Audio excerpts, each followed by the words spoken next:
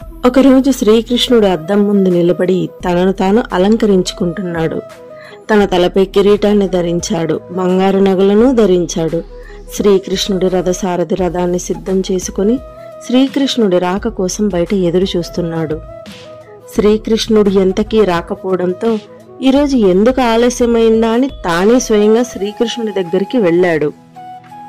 అద్దం ముందు నిలబడి అలంకరించుకుంటున్న కృష్ణుణ్ణి చూసి, కృష్ణ, ఈరోజు మీరు ఎందుకు ఇంత అందంగా అలంకరించుకుంటున్నారు?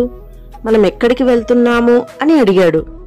నేడు మనం దుర్యోధనుడిని కలవడానికి వెళ్తున్నాము అన్నాడు శ్రీకృష్ణుడు. రథసారథి ఆశ్చర్యపోయి, దుర్యోధనుడిని కలవడానికి ఇంత అందంగా అలంకరించుకున్నారా కృష్ణ అని అడిగాడు.